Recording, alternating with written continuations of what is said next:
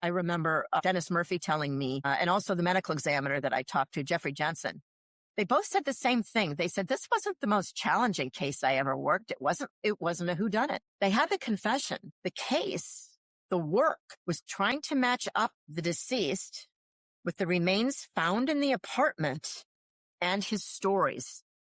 Because there was no body ever recovered of Stephen Toomey.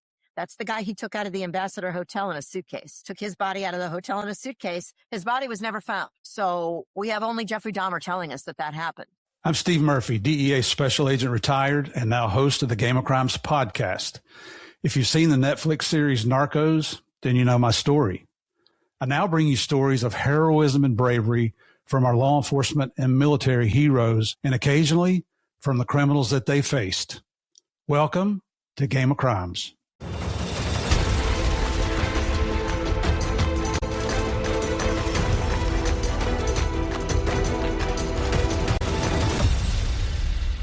Hey, everybody. Welcome back to part 2 of this week's episode of Game of Crimes with Murph in the Morning. Man, if you didn't listen to part 1, you got to go back. Our guest this week is Annie Schwartz, former journalist, TV reporter, public information officer for the Milwaukee Police Department for a number of years, a renowned consultant with government agencies as well as private industry on communications. She is the author of the book, Monsters, about the Jeffrey Dahmer murders. I highly recommend this book that you get it.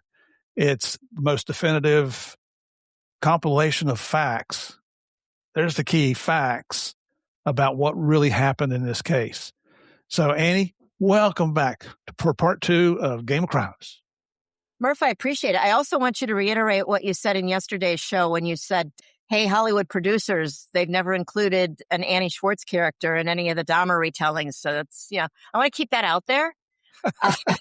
She's available, everybody. There you go. You made me think about something, which was when you were doing the intro there and you said she speaks all over the world. I do. I speak all over the world about this case, its impact. I speak at conferences. I do all of those things. Do you know what, Murph? There's one place where I am never asked to speak. Do you know where that is? Where's that? That's here in Wisconsin. People do not want to talk about this case. They don't want to hear about this case. I'm going to get zero people who say, I heard you on that show, because if they hear it's about Dahmer, they're going to turn it off. Because in Wisconsin, especially in Milwaukee, they feel that is a black eye on the city, that it is not our proudest time, and the behavior of everybody involved was embarrassing. They are of the school of thought that the police came off as racist. The city looks racist. I don't believe any of those things. Right. But just living in a community where that has happened, it changes the dynamic forever. What a shame. I mean, it's like the people that want to erase history. They want to get rid of statues, or they want to say this didn't really happen, or we don't want to hear about this. The reason we study history is to learn from the mistakes we made so we don't make the same mistakes again. And it's not going to change it just because you don't agree with it. But you know what? That's the cool thing about the United States. We're a free country, and you can you can do pretty much just anything you want to, except become serial murder. Because all those cops that you hate out there, they'll eventually catch you. Absolutely. Do not underestimate the power of good police work, right, my friend? Absolutely. So, Annie, here's the first question for today. In your opinion, do you think serial killers become celebrities because of media coverage? I don't know that we can say it's a cause and effect, but I think just by, what is the physics principle, the Heisenberg principle, that you change something just by shedding light on it. So I think that's part of the deal. But I also think, look, people have period interests. I mean, I've never been at a gathering, whether I was meeting the prime minister of a country in the Balkans, who didn't say to me, what didn't you put in the book?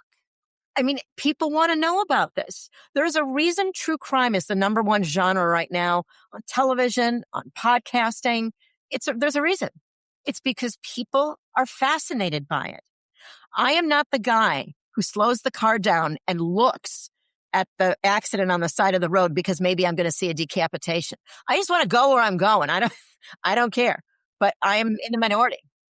I'm in the minority. But I think that people enjoy the retelling of these stories for very much the reason you described when we first started talking here today. And that's that people want to know maybe how they can spot it so it doesn't happen to them. Whenever I do a book signing, I always get guys that come up to me and they want me to sign the book, but they say, "Oh, no, sign it to my wife, Ellen, because she loves like that show Snap. She watches that all the time." And I thought, good God, brother, sleep with one eye open, man, because Snap is not Real Housewives of Crazy Town. And it's just kind of like something we in the investigative parlance like to call a clue. She's doing research, buddy. That's what's going on. But truly, I understand that people still want to talk about this, which is why I'm still talking about it. But there are those people that say I'm glorifying it by keeping it out there, by writing about it in a book. I glorified it. I didn't set out to do that. What I set out to do is the thing that I've been doing since I was a kid, which is to tell stories and to tell the facts. That was always the catch. People always ask, I always love when people say, "When's your next book coming out?" And I always laugh maniacally. I say, well, when the next Hideous Crimes lands on my doorstep, that'll be the next one, I guess. Because I don't like to write fiction. I don't want to write a novel. I don't do that. I'm interested in telling stories with the facts and researching them. And I think that art form is dying. If I can go on that tangent of how I feel about the way that media covers law enforcement, covers crime, all of those things. I think that it's a lost crime reporting. True crime reporting is a lost art. But I understand the fascination. So I understand that people want to talk about it more. But by talking about it, we promulgate it. But it's the truth. And that to me, that's the difference. You're trying to get the truth out there. Mm-hmm. Because everybody, and especially nowadays, everybody's a conspiracy theorist.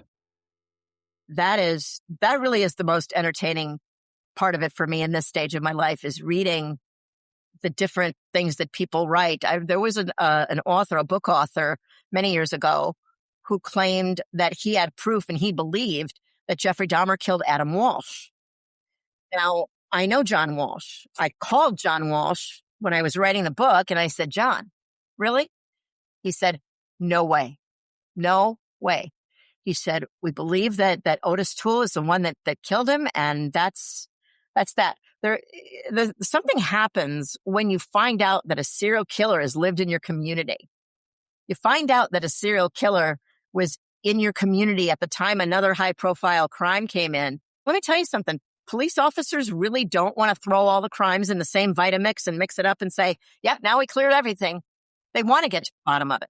And there was nothing about the Adam Walsh case. He was a little boy, a child. He was kidnapped from a store. His body was left where it would be found in the Vero Beach Canal in Florida. I mean, none of those things scream Jeffrey Dahmer.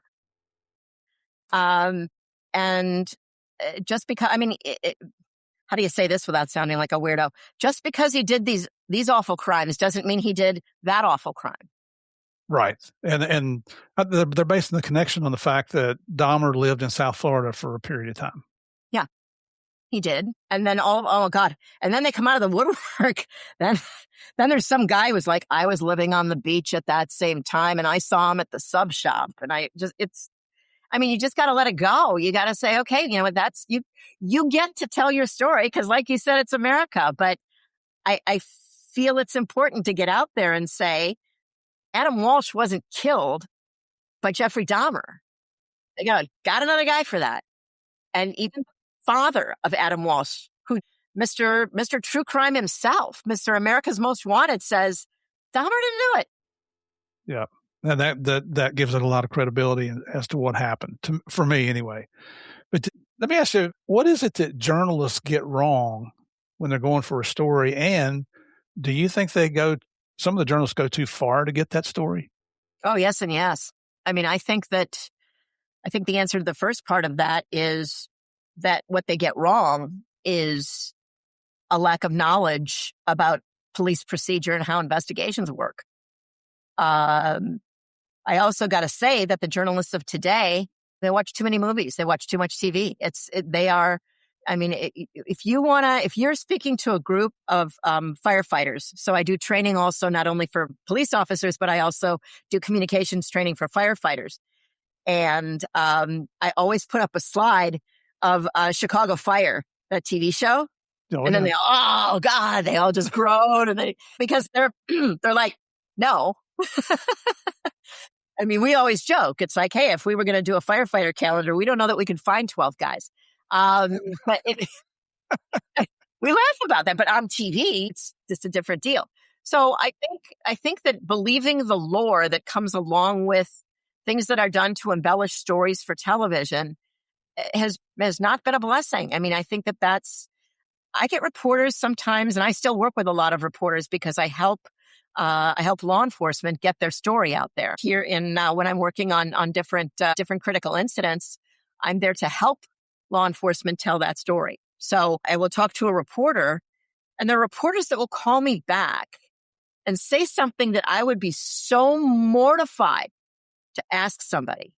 Oh, do you have that phone number of that place? I mean, Christ's sake, people, you got Google. I didn't have Google. I had a big ass book that I had to, throw on the desk and open up and try to find that. I'm saddened by the laziness. I think that the media attention that comes with covering these cases, there's a phenomenon. I bet it's got a name. I just don't know it. Maybe I'll ask the Google machine later, where the reporter becomes the celebrity when they're covering these stories.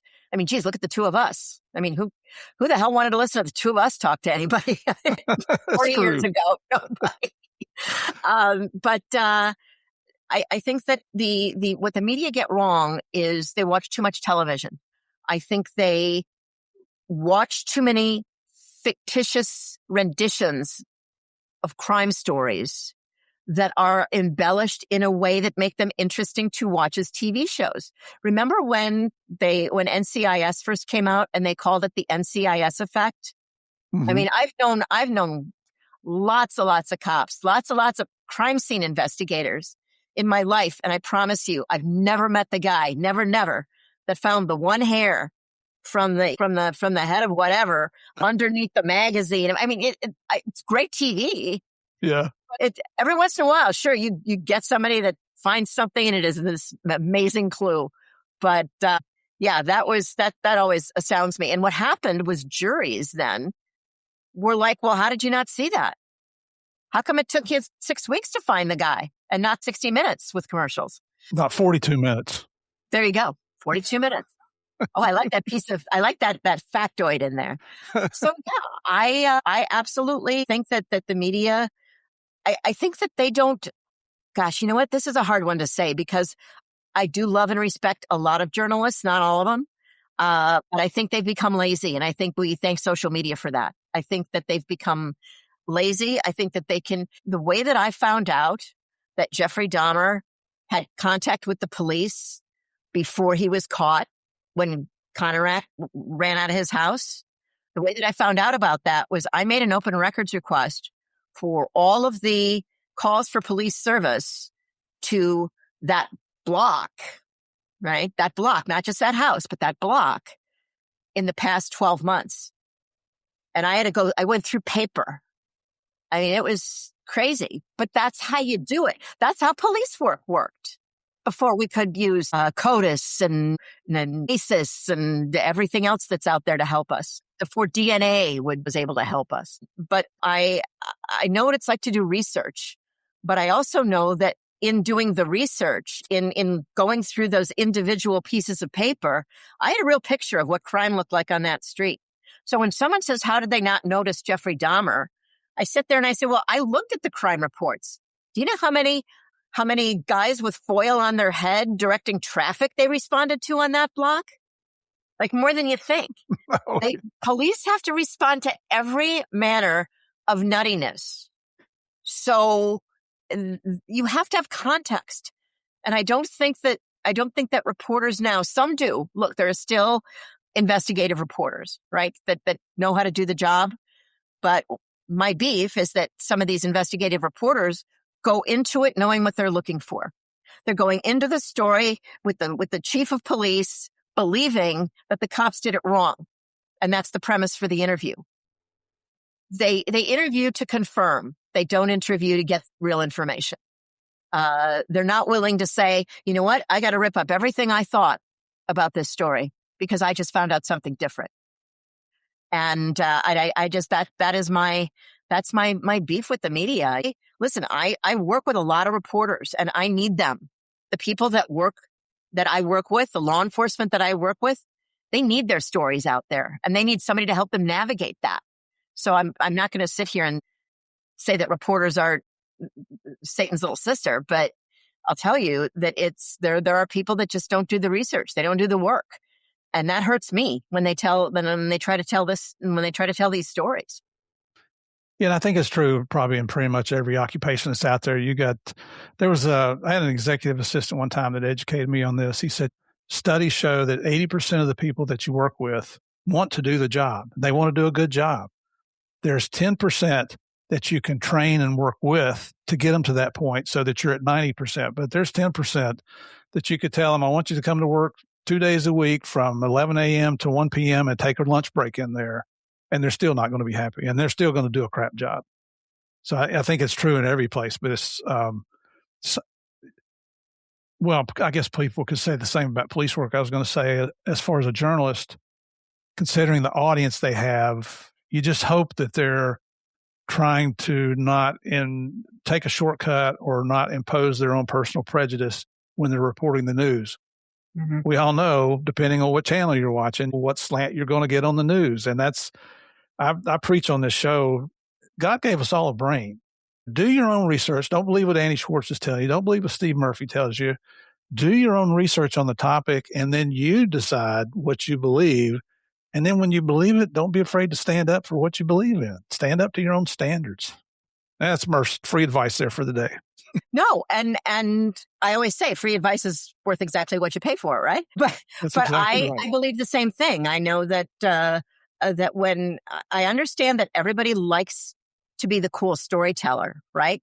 I mean, they like to watch someone who really knows how to do it well. I don't usually like comedians because it's just, I don't know. I guess I'm so jaded that I don't think anything's like funny. I think really weird things are funny, but every once in a while you'll come across one, right? And you're just like, oh, that guy makes me laugh. And I think that it's because they find a different way to tell the same story. Because comedians are really good storytellers.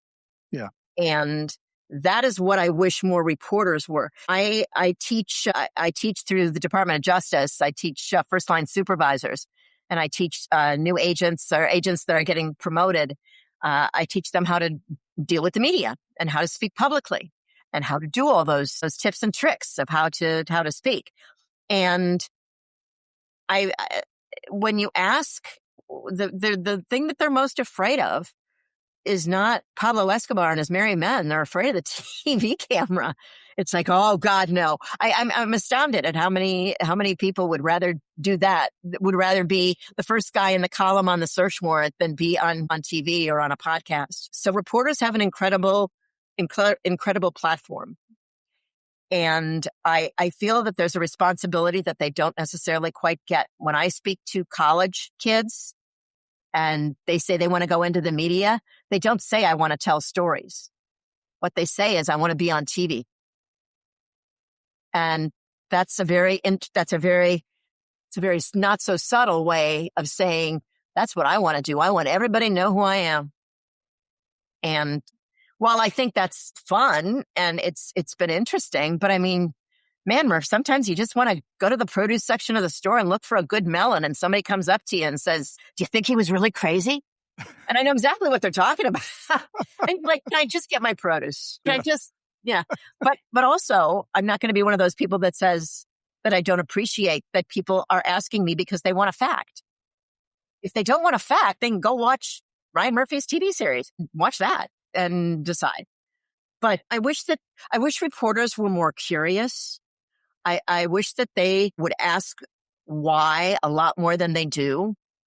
I think that when they look at how police departments around this country, police agencies change their policies, whether it's regarding pursuits, whether it's regarding search warrants, whatever it's regarding, I don't think they ask enough questions about why. I think they go to the chief. The chief says, you know what, we're going to have a no pursuit policy now because innocent people get hurt. Okay, great. Thank you. And then they go and interview somebody who's lost a family member tragically to a pursuit that went to hell at the end of it. And then they'll go talk to the police union and say, what do you guys think about it? We don't think it's a very good idea. We think we need pursuits. We gotta go after the bad guys. Well, and that's the story you get without a whole lot of other explanation. But there's stories that people don't know, and that when you have a limited space to tell that story, when you have 140 characters, when you have 42 minutes, you're not able to say, hey, look, that we had a Milwaukee police officer killed in the line of duty, Chucky Irvine, young kid.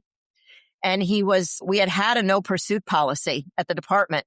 Finally, we got a chief to change it. And so that you could now go after people.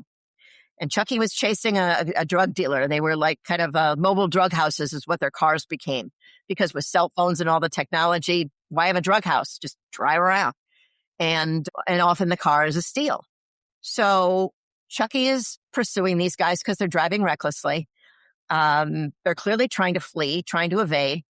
And everybody crashes. Chucky crashes. And he's killed instantly. And when another officer who was on the scene went to arrest the bad guy said to him, oh, we thought you guys don't chase anymore. So to think that the criminal element doesn't know these things, to tell the story in that teeny weeny way, here's what it is, here's what the chief did, here's what they think, and here's what they think, done, is a great disservice to telling a story and to telling it accurately. I don't want to get on the soapbox because there's nothing worse. Oh my gosh, there's nothing worse than the person who used to do the job who's like, these people don't know what they're doing.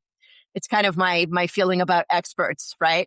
I always love that when there's a SWAT situation somewhere and you find some guy, and we all know the guys that want to go do that kind of commentary. They're probably the guys that did nothing as a SWAT office. Maybe they used Windex on the shield or something, but they did nothing. And now they analyze what's happening somewhere else. And that makes me insane.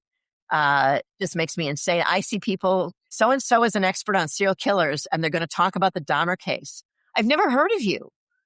And it's hard to find somebody talking about the Dahmer case that I haven't heard of. And if I haven't heard of you, you're a Johnny-come-lately. You just figured out that this was a cool thing. And I mean, there are people that are doing these performances, I have to call them, where they get 4 or 5 people who are professors someplace, and they will talk about these various killers.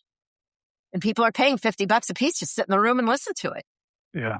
So there's a burden on people that want to tell a story. I accept that, as do you. But I feel like a lot of reporters just, oh no, that's just what they told me. Well, did you do anything else after they told you what was going on? You didn't corroborate any of the facts or any of the statements? No, because I can blame it on you. Oh, I don't know. Steve Murphy said it. See, it's in quotes. He said it. That's not taking any responsibility for being the reporter who's essentially the umpire in the thing, right? Who's got to get all of the different pieces of it. There are 3 sides to a story. There's yours, there's mine, and there's the truth. There you go. Very well said. Yeah. Yeah. Let me ask you a little bit of a personal question here. So by writing your books, and the Monsters books is an update of your original book, is that correct? Yes. Mm-hmm. Okay, so, and that's based on additional information that you've gleaned over the years. But did writing those books, did that help you process what you'd seen, or did it just bring back these horrible memories? I really have to think of an answer to that question when people ask me that. That doesn't sound like I have a black heart. But I've approached the Jeffrey Dahmer story like I approached a lot of crime stories, which was, let's see what this is all about. So I remember when I got to watch my first autopsy, You never forget your first, do you, Murph? I remember when I got to watch my first autopsy, and I remember thinking, this is fascinating because they know it wasn't a suicide because there was no stippling right here where the gun would have gone. Guess that's where somebody shot them, but you would have stippling if it was done at a close range. Stuff like that is fascinating to me. Fascinating to me. So to me, I always viewed this story and most crime stories as a collection of the facts. I really do. I'm going to invent some kind of amazing answer that talks about how many years I was in therapy or something, but I always viewed it as a story. And these are parts of the story, these investigations. To me, investigations are stories. I was watching when I had Narcos on and my husband came in the room, and there's a scene where there's a whole bunch of where they open up the refrigerator and there's all kinds of body parts in it, right? Yeah. And I'm like, cool. And Mark is turning away and he's doing one of these, and he says every once in a while, it's weird, right? That you don't think that's awful. Like when we watch Band of Brothers and they show the battlefield scenes and I'm not cringing. But you do anything to an animal and I am law. I will lose it. I will cry like a little girl. I can't watch anything where anything bad happens to an animal. I cannot. And I'm sure I don't know what that is. Let some shrink have fun with that. But my memories of the Jeffrey Dahmer case are very much about digging for the information and are about talking to people about the most awful things and trying to be nonplussed about it when they say something astounding. Because as you know, just like with interrogations, if the guy tells you that he cut off his wife's head, you can't go, really? Oh my God. Because now he doesn't want to tell you anything else. But if you go, wow, yeah, like we've all thought about doing that, right? And then he will keep talking to you. That's the process of interrogation. And that's the same process that I used as a reporter. So I'm not, I don't want to say, I certainly sympathize with the families. I understand that in their grief before court, when they found out this was going to be one of the first televised trials on television, Court TV was going to carry it. I understand that these grieving people all went to the victim witness person at the DA's office and asked if there was a wardrobe allowance so that they could dress up for court every day. I didn't report that at the time. I don't want it to. It's in the book because it's in the book. They probably didn't like that either, but it's knowing.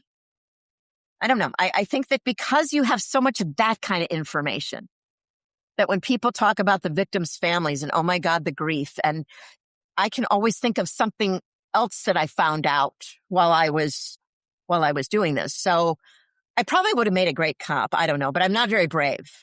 I went shooting the other day because sometimes they invite me to come along and I just do it so that they don't call me a girl. But I have arthritis in my thumbs now so bad that I can't eject the magazine and I can't pull up and I can't pull back the slide and I can't do any of those things anymore. But I think that you are a witness to history when you are a part of these things, whether you're a police officer or whether you are a reporter. And I didn't really understand that I was a witness to history until I did the story that came out the next day, which was the first. So the Sentinel was the morning paper. They had no idea what was going on. I turned in my story. They did what's called a chase, which is the old stop the presses. And they stopped the presses, the real presses. And my story went out. And they put newsboys on the corners to hawk the papers because people weren't used to being able to get their journal in the morning. But we had the story. Nobody else did. So there's the story. And I'm looking at it over here in my office. I have the front page of that paper that says body parts, litter, apartment. And then there's pictures of the guys with the decon suits taking out the barrel, taking out the boxes. I always love when there's some kind of a shot where people where later the crime scene you were just at, like in Ralph Lauren, is now guys are wearing decon suits in there. And you're like, what about me? Should I get checked? Will there be a third breast I will wake up with someday? I don't know. But you were a witness to history. And I think that was when I saw that. And then that story was picked up by the New York Times and run on their front page. And I remember that's how I got a call from a book publisher who said, we'd like you to write a book. And that's when I really realized, I realized that this is a historic thing, but you don't think about it when you're in the middle of it. You had time, I think, to think about how historic it was going to be when you finally caught Escobar. I didn't have any time. I showed up at the thing and there it was. And oh my God, and what is this? And the next morning, the whole world's talking about it. Right. Funny story, I think. I had gone that night that I told you yesterday about showing up at the apartment building and everybody standing outside. And I had some conversations with people that were standing outside. I believe those were the last honest interviews those people gave, because it was the heat of the moment. It was right when the thing was happening. So I remember going back the next day and I looked for the same woman with the bathrobe pulled up around her neck that I talked to that night. Her eyes were wide and wet and just like like she'd seen a ghost. Well, the next day I'd go to the apartment and I'd knock on the door and say, hey, it's Annie Schwartz and the Milwaukee Journal. Oh, I can't talk to you now. Oprah's sending a limo for me. It's true. I got to go talk to Oprah. And I was like, super duper. How do I compete with that? So what I realized that day, Murph, is that the story was going to be retold. It's a bad game of telephone. And people who wish they had seen something are later going to say, oh, I had a suspicion about that guy. Nobody had a suspicion about this guy. He was a quiet white guy who never sat on the back on the porch of the building and smoked pot with his neighbor, like some guy claimed. He didn't have friends. He didn't talk to people in that way. He didn't do that. Everybody's got a story like that. Yeah, I got a friend who used to get high with Dahmer. I'm like, really? Yeah. I don't even bother to say you're full of it. Well, you hear people that say they were there at some point in your case, and you're just like, no, you weren't. Yeah. Oh, law enforcement officers do that. But nowadays, there's people coming out of the woodwork that, oh, I was Pablo's favorite pilot. I was his favorite smuggler. I was his favorite money launderer. There's nobody left alive to argue with him and say, no, you weren't. But that's the thing, is that's why you and I continue to tell the story, is because we still care about the facts. Now, sometimes I don't bother engaging those people because what did my daddy say? You both don't fight with a pig. You both get dirty. The pig likes it. So I don't fight with people that want to have an argument. I'll have a conversation with anybody about any part of the case that they want to. But that first day is the day that I realized that there was going to be a retelling of this, and these people want to be a witness to history, but they really weren't. They were there. They were standing outside the building. But all of a sudden, it's, oh, yeah, I remembered. He came and he offered me a sandwich, and I thought that was really weird. Come on. Jeffrey Dahmer did not knock on anybody's door and offer you a sandwich that was made with God knows what. Okay. It just didn't happen. He didn't do it. And I understand that people like to be part of stuff, right? Everybody likes to be part of the cool story. But that injures the retelling of this. And I guess I don't care if some guy wants to say he drank a beer with Jeffrey Dahmer, that Jeffrey Dahmer invited him over, but he's a straight guy. Yeah. Probably didn't happen. No. Right. Are there times like you'll hear something, you'll smell something, you'll see something that brings memories back? I didn't think about this until I did the new last chapter for Monster for the retelling. So the first book, The Man Who Could Not Kill Enough, was a hardcover written before social media. I wrote it on a typewriter and had to FedEx the pages to the editor. And it took you only up to his conviction, and he goes to jail. That was the end of it. So 30 years later, I get a call from my publisher, from Hachette, and they say, we want to, there's a renewed interest in this stuff. And it was nice because I knew everybody who bought a hardcover of that first book. I knew everybody's name who bought a copy of that first book. So it was an opportunity to do the retelling. And in the retelling, I asked a lot of things that people weren't comfortable answering way back then. Because way back then, when I wanted to talk to detectives about what they saw and what they felt, that really wasn't as interesting as going back 30 years and saying, how about now? How do you feel now? And Mike Dubas, who was one of the lead detectives on the case, I interviewed him in the book, and I feel kind of the same way he does. Every once, and it's not very often, but he said, Annie, sometimes I'm walking through a hospital and somebody will be cleaning with a solution, and I'll just kind of perk up and say, oh my God, I suppose that I could say that sometimes when something is just a real strong chemical smell, but I didn't have that sensory experience that those guys did. I didn't have the experience of pulling a box that said skulls on it off of a closet shelf and opening it up and seeing human skulls in there. I don't have that kind of memory that would go along with what I smelled in the place, right? Right. I mean, there was real trauma associated with that. Rolf Mueller, remember the cop I told you about, who was the guy that opened the refrigerator? Rolf came back to work. Actually, these guys had to come back to work the next day because officer wellness was we didn't even have that expression. It was suck it up, buttercup. And those guys were back on the street the next night.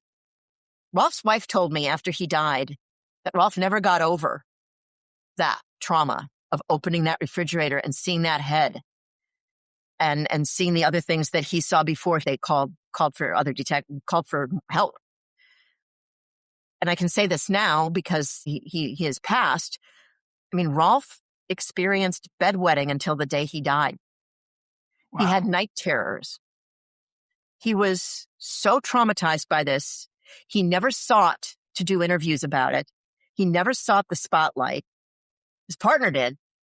His partner was like, yeah, I'll talk about it. And Murph, that story got better every time he told it. I always watch his interviews to see if somebody's got a documentary and they interview him. And I always wonder what he's going to say this time. But he was traumatized by that. There are detectives that worked that case. It wasn't one of the things that I remember Dennis Murphy telling me, and also the medical examiner that I talked to, Jeffrey Jensen. They both said the same thing. They said, this wasn't the most challenging case I ever worked. It wasn't a whodunit. They had the confession. The case, the work, was trying to match up the deceased with the remains found in the apartment and his stories. Because there was no body ever recovered of Stephen Toomey. That's the guy he took out of the Ambassador Hotel in a suitcase.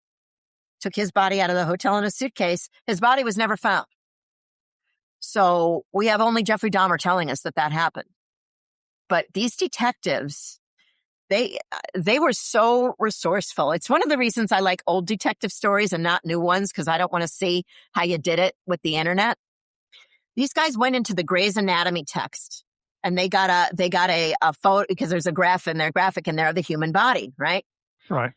So Dahmer had confessed to killing 17 people. So they made 17 photocopies of that thing. Then every time they found a body part, they'd circle it. They had them all up on the wall in the war room. We called it the war room. And they would circle the body part. Okay, well, we found Jeffrey Dahmer was cooking a bicep on the stove. That was on, they had a photograph of that. That was happening when they came in the house. So who does that belong to? So circle the bicep. And then now we got to find out if there's any other remains of that. And then dental records from families. Nobody's got records of any of the steno records. It was the work that those guys did was truly some of the most unseemly stuff. The medical examiner to have to look at parts of human beings and try to put the story then together, try to figure out who this was by circling on the wall on a graphic of a human body. And that's how they identified the victims. Wow. That's how they were able to put names to those people, was largely Dahmer's confession, but also by doing that kind of work. And that is hands-on work. That's not like, I mean, sure, it's send it to the lab, but if you're trying to prove cannibalism, there are some fairly unsavory things that you have to do with your evidence to prove that. And the guys that had to do that, so those are the people I think about. That's the stuff I think about. I think about how they are affected by the case. I was an observer. I really was. I was just an observer. I don't know the feeling. I know the feeling of hearing this happen and then getting there and then the story's coming at me in pieces. But I didn't open a box. I didn't open a refrigerator. I didn't sit with people and give them the news that not only was their loved one dead, but here's how, and here's more information for you. The cops that had to do those family notifications, God bless them. Can you even imagine? I mean, that's the part of it that emotionally I think about. I think about knocking on those people's doors as a reporter and saying, will you talk to me about this? It feels icky today. I mean, of course it does. I can't decry reporters when I was one, and I did that. I knocked on the door and said, do you have a picture when he was little? Ugh. But those people often want to tell their stories. And so I would go in the neighborhoods after the crimes, whatever crime it was, and say, tell me your story. And often people want to. Often people would like to put a bullet in your head, but thankfully that didn't happen. So there's that. No. Oh, no. I only the good die young. What's the closest you ever came to being genuinely afraid while doing your job as a reporter? It wasn't during the Dahmer case. It was during other cases. It was I was going to do a story about a homicide. And I went up to the door of a family that had just lost a loved one in a pretty challenging neighborhood of town by myself. Knocked on the door, and you don't know what. I mean, you don't know what's going to wait for you. Sometimes these houses are really nasty. You don't sit down. You stand up, because otherwise the cockroaches crawl up your legs. All good cops know that one. Mm-hmm. But I think that I was really not afraid very much. To this day, I'm a person that's not really afraid of very much. I don't like snakes, and I definitely don't like, that to me that's a game changer. But I remember that this is before cell phones, and I was covering a homicide, and I knew I had to get to a phone. I had to file the story, and I wasn't going to make it back to the newsroom in time. And there was no way to send a story that way. I knew I'd have to call the desk and dictate it over the phone. So I go into a bar, because they got a payphone, and it's 1:00 in the morning. And I call the desk. I dictate the story, and I hear the guy behind me sitting at the bar say to the bartender, "Yo, Lauren, look what Santa brought us for Christmas." Oh. And I thought, hope this doesn't end poorly. But I think because I was fearless, I hung up the phone. I didn't run out. I said, "Hey, Merry Christmas, guys." And then I just ran out to my car. I can't believe nothing ever happened to me. Truly. I have an angel on my shoulder. I'm going to believe it was my mom, because my mother would have been horrified that the girl that she sent to finishing school ended up standing in a bar at 1 a.m. dictating a story about a murder on the phone while two guys were like, So I often think that. When I watched Narcos, I said to myself, I just thought, how many of those almost moments did you have? When I think about it now, I had a number of almost moments. I got shot at, which reporters usually don't. I had an officer who was not happy about the way a media outlet reported a story, confront me in my office at the police station, with a gun and threaten me. And those are things I didn't expect, because I didn't even when you say you signed up for it, it's like, no, you know what? No, don't say that. I hate when people say that. You signed up for it. Really not. I signed up because I knew there were stories to tell, and I wanted to tell those stories. I wanted to tell police stories. But yeah, I have not often been afraid. Oh, I was afraid I'd have to give the advance money back because they wouldn't sell enough books the first time around. I was scared about that because I was living on that money. That was like $5,000, and I quit my job and I was writing a book, and that was, I had nightmares about that. That's what I had nightmares about. That's funny. What if they want it back? Well, let me ask you this then. If the Dahmer thing happened today, and you and I had a little conversation before we hit the record button, and I told you this was going to be you asked me a question. I said, well, this is one of the questions I'm going to ask you. With modern day social media, you got your TikTok detectives out there. You got those bloggers that drive me crazy. The body cams, the instant leaks that are going on.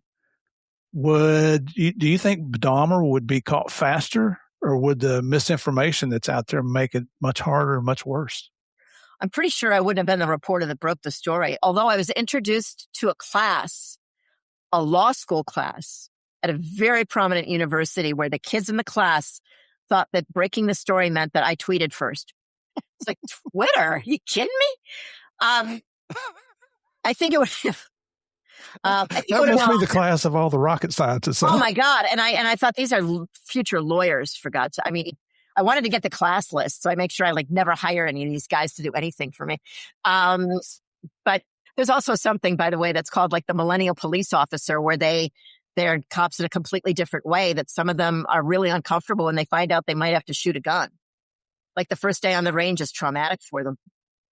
But I think the case would have been it might have been completely different, because certainly I wouldn't have been the first person to report on it. There would have been a neighbor who would have jumped out of their apartment with the old phone, and they would have put it up, and they would have stuck it in got video of the cops arriving, maybe even cuffing him, taking him to the car.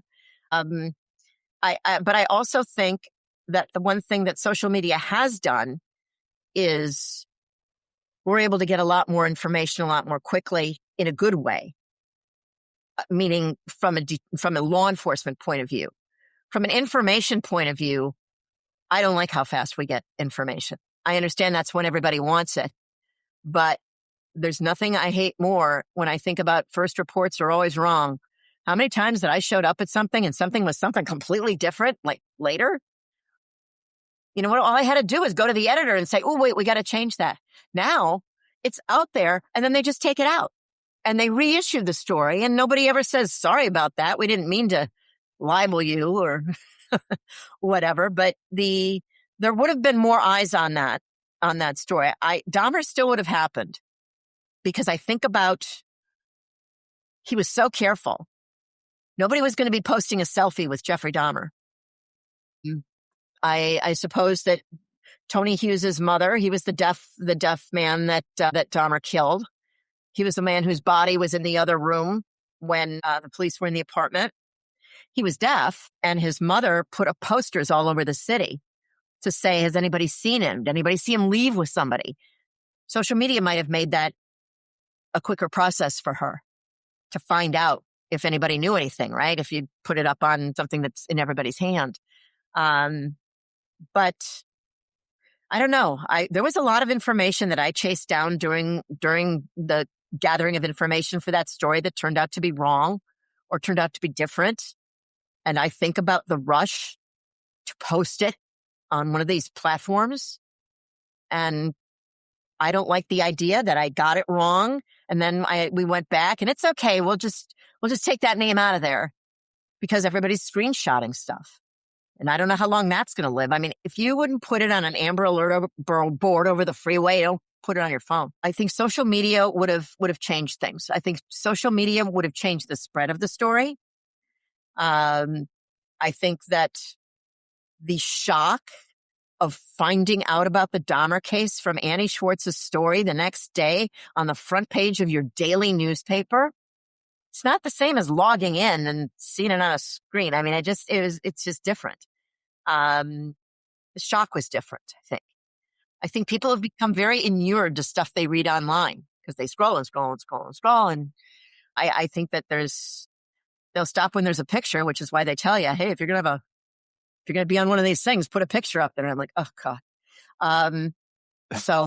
But yes, I ask you the same thing, that while you were doing your investigation, would people have been tweeting things or sharing things that they saw when all the vehicles are approaching? They had lookouts, right? Mm-hmm. Well, now, one of the things that I screech at the media for are their real-time postings of SWAT situations. You are showing the bad guy inside exactly where you're positioned. And then the media don't get that. They're like, no. And we found out there have been a couple of pretty famous shootings where in the debriefs with the suspects absolutely said they monitored social media while they were barricaded. Absolutely. I'm not catastrophizing it. It's what happens. It's what they do. So social media in those ways has made it very difficult. Social media has made it possible for an officer who's involved in an officer-involved shooting to have their face everywhere. Right. Everywhere. Right away. And I don't need to tell you what that means. So in those ways, I don't appreciate the immediacy of information. I appreciate the immediacy of information. For example, when they had an active shooter at LAX. LAX was able to get on social media, on Twitter. A friend of mine was their PIO, so I remember she used to be the PIO at LAPD. We both have stories about being the only girl at the crime scene, which is kind of how we became best friends. But she had something ready to go. She had it ready in the drawer, which is what I tell all the law enforcement people. Have a statement ready to go. And all it said was, there's an incident at LAX. There is a law enforcement response. Please stay tuned and we'll let you know what's happening. And what you're doing is you're establishing that you're going to be the source now for information. It's not going to be the guy who's sitting in his underwear in his mother's basement with Cheeto stains on his fingers and a laptop.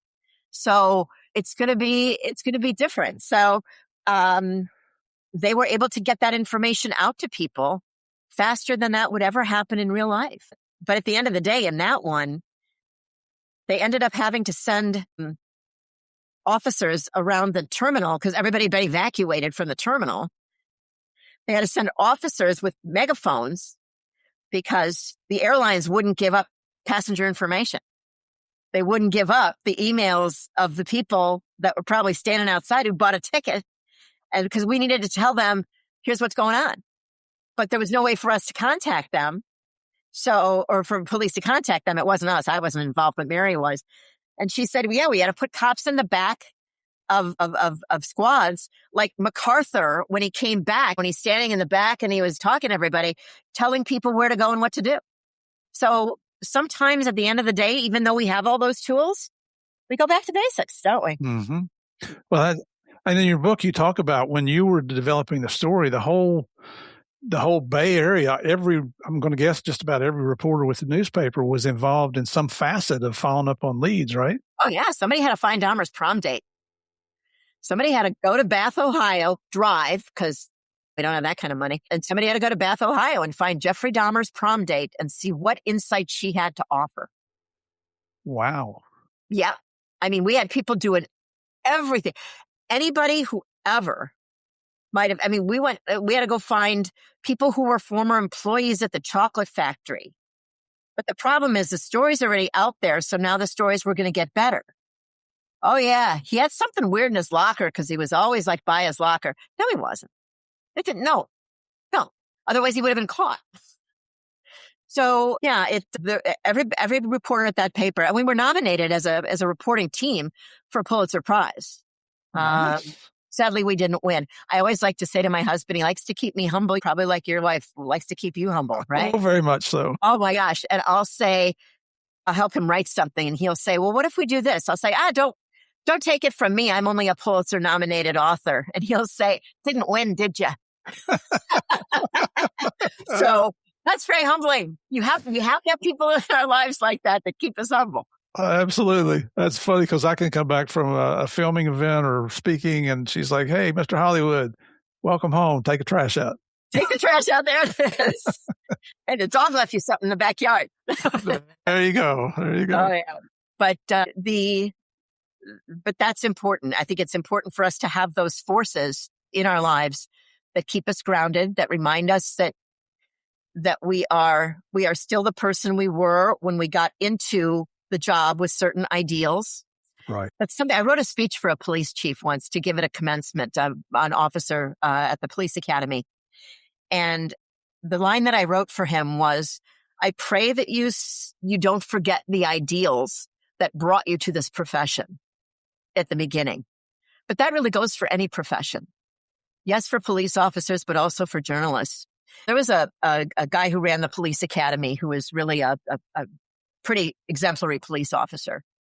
And he would have all of the recruits, first day of the academy, write the old letter. Here's to your future self. Tell me all about why you want to be in the business. Tell me what's bringing you here today. What kind of dreams do you have for things you're going to do on the job? All of that.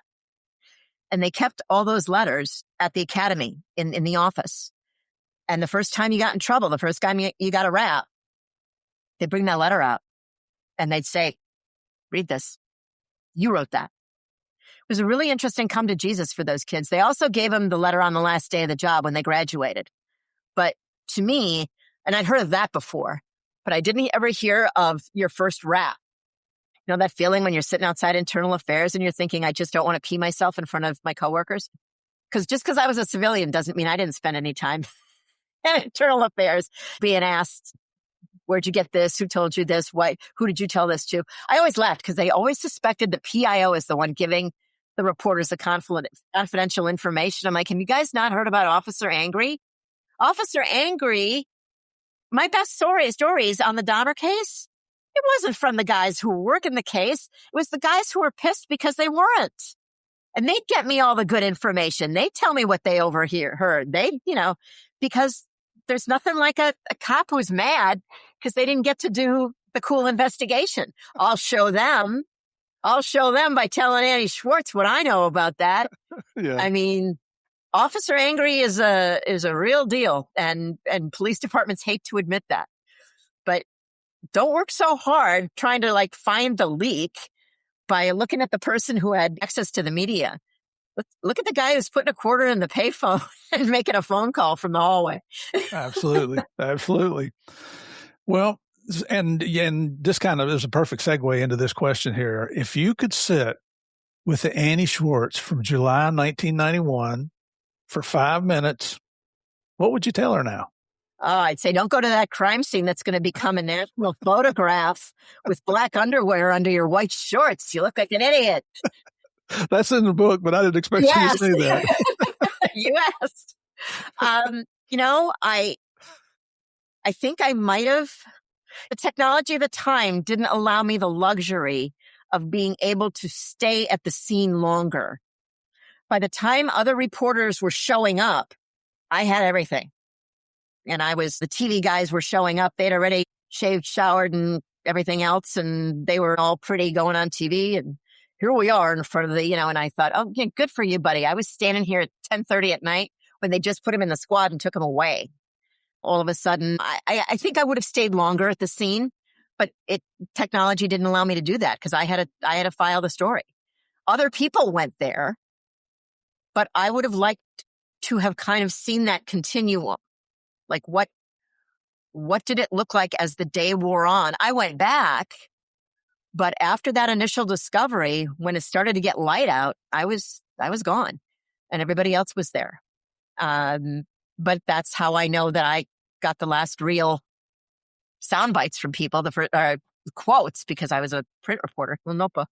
And I still have that notebook.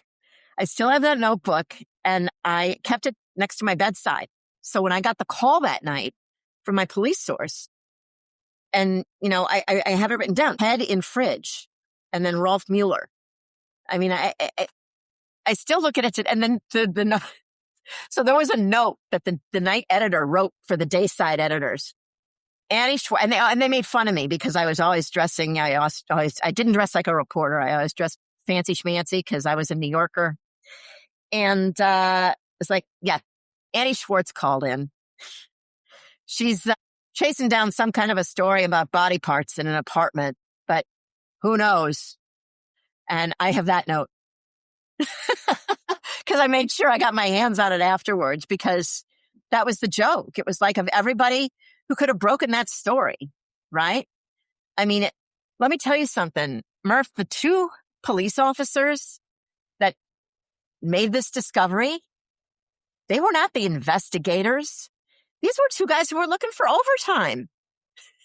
These were guys that knew that if they took one more call and this guy ran up to their car and had a crazy story about, something that just happened in an apartment, let's go see. Let's go see what's happening. I mean, these were two guys. These were not the Steve Murphy and the Javier Pena of the department. Okay. These were two guys that were like, I mean, they stumbled on this. They stumbled on this, and who knows what would have kept going.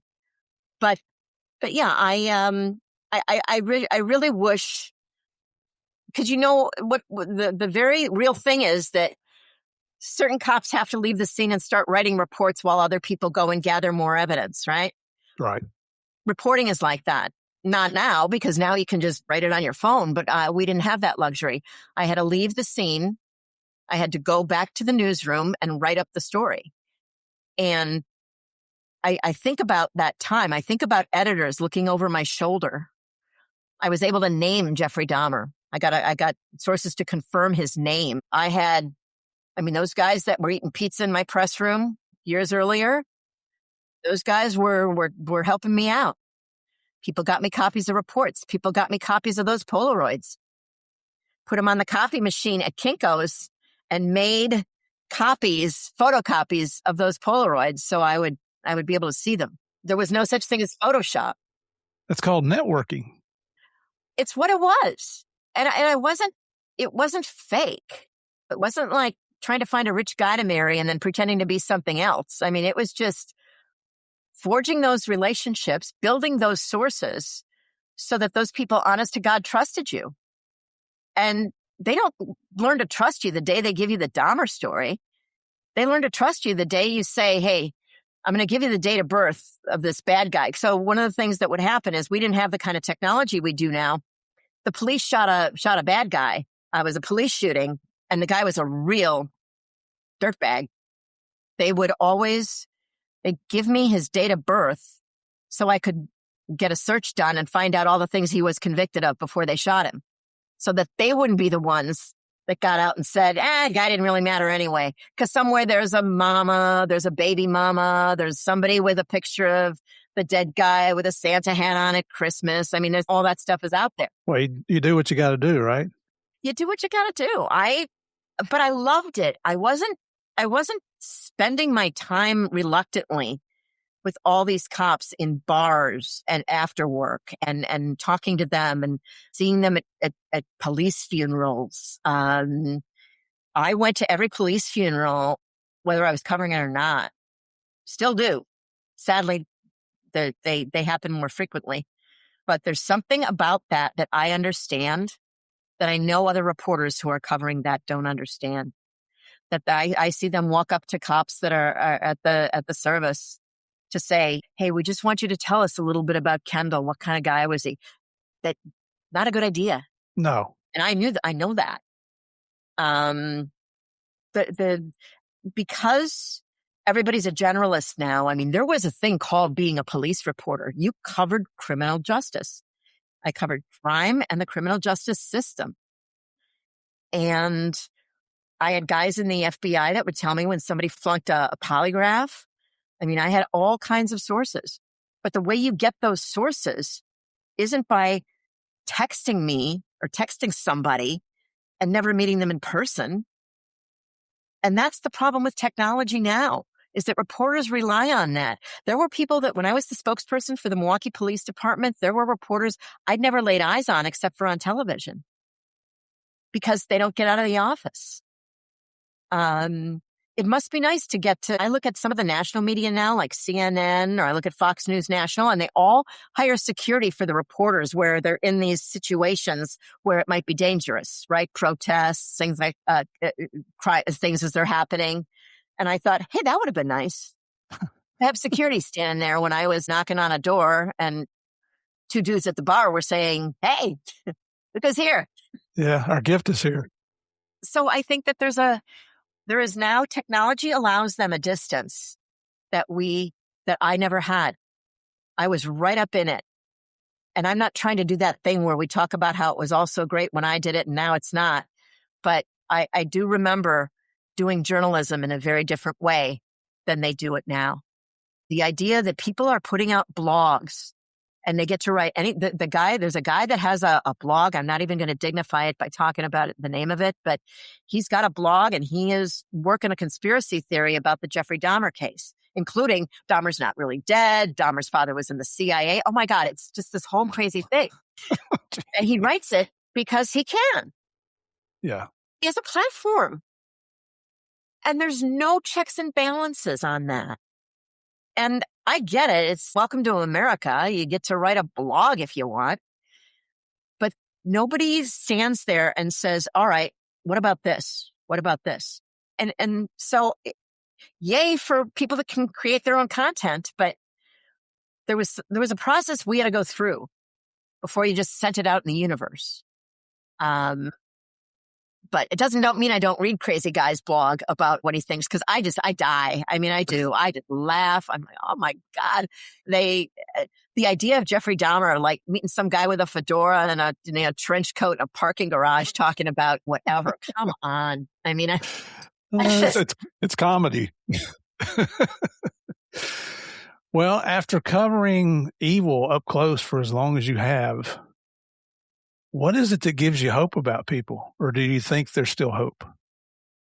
Oh, of course. I would be making rag rugs with blunt scissors if I didn't think there was hope, right? I'd just be nuts somewhere.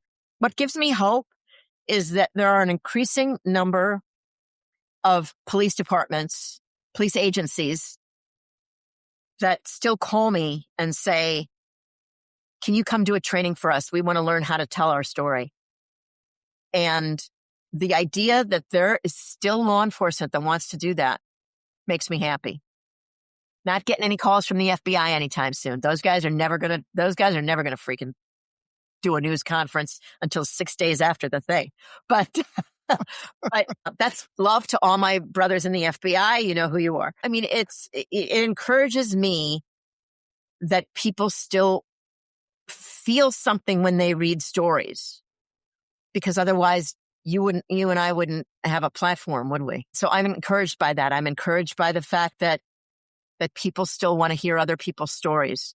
It's just that there's not really a filter for those stories anymore. And that's what's difficult. But every time I'm asked to come to a police department, when I started doing contracting for the State Department, and I was asked to go to Macedonia, not Ohio, the one that's over in the Balkans, because they decided that nobody believed that they were going to go after the big guys. Nobody believed. Probably you experienced the same thing. You'll never get Escobar. You'll never get him. You'll get everybody else, or you'll never get the people in government.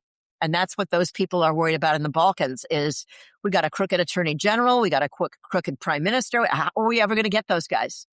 So they started establishing, Macedonia was the one that I worked with. They established a special prosecutor's office. Handpicked, kind of like when you would go on who are the cops we trust, right? You had to figure out who those guys are. Who are the prosecutors that are actually going to prosecute? And they built a special prosecutor's office. And then I went over there and I trained them how to build a public information operation, because the public doesn't believe what the police are doing if you don't tell them. And I know that there's a whole lot of stuff that we do in law enforcement that people don't know about it while we're doing it. And that's by design. Right. So that to me is certainly a glimmer of hope. I went on to do that work in Armenia. I went on to do that work in Kosovo, in Southeast Asia. Got to be in Southeast Asia when COVID started. That's a fun time. That's a fun story that you don't tell during a meal. But I had that opportunity to go there and to have a whole room full of people that say, help us do this. And that is really what I loved as a reporter. Help me tell this story. And to this day, that's why I love doing it. Yesterday, I was up in northern Wisconsin working with a law enforcement agency who said, come and train our people how to do news conferences. Show us how to use social media so that we're the ones telling the story. See, that's one thing that I can say about technology is that at least we are the ones now who get to tell the story. You can tell your own story. You can put up a video of your chief talking about the police-involved shooting, and you don't have to stand at a podium full of reporters that are just going to scream at you. It's not ideal, but it's something you can do. Those tools are invaluable to law enforcement. I love teaching them about that. And I love being on that side of law enforcement because I get to straddle the two. Because I'm using my reporter's brain to say, what are they going to want? What are they going to ask? But then I have that behind the scenes knowledge of law enforcement to say, you can't just tell people. It's the same thing when I work with lawyers. I always want to say, you guys went to school to learn what a term means. You got to tell people what that means. Don't do the thing where you're the smartest guy in the room so you have a word that nobody else knows what the hell you're talking about. And that is really what I do with my life now. That is what gives me extreme happiness, is knowing that I can take all of those experiences from being a reporter to being a spokesperson for a police department to being a trainer internationally, to go to places where they were on the cusp of counterterrorism operations, and we could go, and I would go there and I would show them how you use social media to try and combat online radicalization. I mean, very cool. People don't know that today's angry 16-year-old teenager is tomorrow's jihadist who gets a free plane ticket to Syria to go learn how to fight. They don't know that. People think that's a movie. And the thing people don't believe that happens. Yeah. But that's how it happens. Is the angry white suburban kid. Honestly. I mean, I'm not telling you something you don't know, but the angry white suburban kid. It's why they end up dealing fentanyl, is because they say, hey, I don't have to go get a real job like my dad. This is easier. I get people to work for me. It's not like Mary Kay, buddy. It's not going to work that way. I tell you what, Annie, thank you for being so transparent with all your questions and your answers and giving us that inside look. But I got one more question that I ask every guest here on the show. Do you have any words of advice or wisdom that you would like to leave with anybody that's thinking about a career in law enforcement, in the military, or even going into journalism? I still want there to be journalists despite everything I've said. I want there to be people that believe that telling a story the right way is important and matters. Journalism matters. Cops matter. I stole that from Bill Bratton. Cops matter. And in my view, there is no more noble profession than getting out there and being willing to put your life before anyone else's. And I don't want to see that become something that is no longer a career that young people want to pursue. I want them to come into that job with the ideals that bring them there. I want to protect my community. What is the ideal that you start with? And I pray that they keep that ideal until the day that they retire, whether it's law enforcement or whether, and you know what? When it comes to giving advice about people who want to get into law enforcement, it's not just, I don't want to be a police officer and handcuff dirty bad guys. And there are so many avenues now that give you a door into law enforcement. I know that the feds are always wanting young people who are analysts. Those are the people now who are solving those crimes. Those are the people who are tracking drug traffickers now, because these guys are using cellular technology, and we got to keep having new people that know how that goes. Yes, we do. Mm-hmm. So that to me is why we still need law enforcement and why it's still important. Do I wish that I would have written Harry Potter instead of Jeffrey Dahmer? Sure, sometimes. But it is I really understand why it's so difficult when you retire from public service, because there is a value and a pride that you get from working in service, in public service, that I have not found any other job that can equal that. I haven't found any other job. And I think it's why I've had trouble if I ever tried to go to another job. I did leave law enforcement briefly. I went to work at a bank. I was their communications director for the Midwest. Stunning. I didn't put a bullet in my head then. I was terrible. I was awful at it because I found out when they robbed the banks, you don't talk about it. I'm like, what am I doing here? And I nobody understood. There's that thing that the Harley riders always like to say. If I have to explain it to you, you wouldn't understand about riding and what it feels like. But it's the same thing with police work. You can't explain it. But when you get out of public service and you try to do something else that's not even tangentially related to law enforcement anymore, you end up really losing a piece of yourself, and you realize because they always say, oh, you can't stop being a cop and you can't retire. Yeah, but there are ways that you have taken that and you have made a career out of that. I have taken that and made a career out of that. But I really sympathize with those guys that are the ones that have the countdown clock on their phone. They can't wait to retire. And the day that they get out of there, it's like, what do you do? One of those things I love is when they tell the stories about police dogs, because everybody thinks that, you retire when you're a canine handler and you take the dog comes home, and it's the family pet because it's been living with you forever. But the first day that you get up in the morning and you don't take Rover out to the squad and let's go, the dog's like, what's going on? What happened here? I don't want to, no, it's not throw the ball. I want to go look for a bomb. I want to look for a gun. I want to go. And that's why police dogs, I think the average life of a canine after they retire from police work is I think at the max is like 5 years. Wow. Because they can't undo that feeling of, okay, let's go to it. And people don't understand what that is. People don't know what that is to wake up in the morning and not want to sit in a restaurant and eat breakfast, but instead you want to go on a search warrant at dark 30 with bad coffee and angry guys. But everybody's like all excited about it.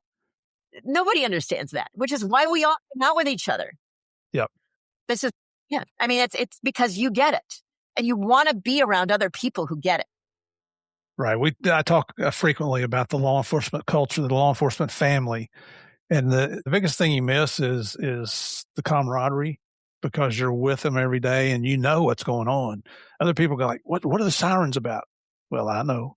And then you retire and you got to make an effort to find either people to hang out with or find, the good Lord put me in a position where I get to go speak at law enforcement conferences, and you still get to hang out with the brothers and sisters.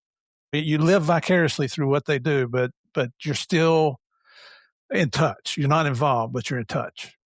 So that's important to me. And that I didn't know that would be as important to me. When you retire from the Milwaukee Police Department after 25 years, you get a watch. And I was not there long enough. I wasn't there for 25 years, so I didn't get a watch. So the Milwaukee Police Union, I don't have it on right now, but the Milwaukee Police Union got me a watch. And they said, you deserve it as much as anybody else. And I'll tell you something, Murph, I don't need a Rolex. I don't need to have any of the fancy ones. That one, I looked down and I remember that was a part of my life that I still hold so dear. So dear. And when I go to the Christmas parties and all of a sudden the guys who are long retired show up, we can finish that police story we were talking about 10 years ago, the last time I saw you. Yeah. It's just the same thing. I remember names of homicide victims from long time ago, because the stuff you just remember. Yeah. Yeah. It's strange. I'm grateful to you that you served as you did, but also that you are letting law enforcement tell their stories and you are sharing those stories, because there are so many of them out there and not everybody wants to share their story. Some people just want to curl up in a corner and forget it ever happened. They're out there too. I wish they'd share their stories because it makes maybe somebody else brave enough to share theirs. But I am so grateful to you for letting me tell a good story about the police in the framework of a case that you probably didn't think was a good police story in there somewhere. But I appreciate that.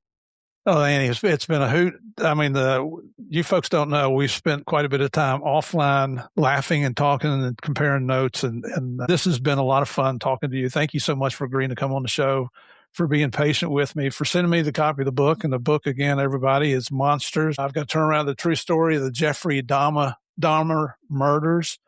If you want to find out more about Annie, here's where you can find her. And for those of you on YouTube, I'm putting a placard up so you can see it.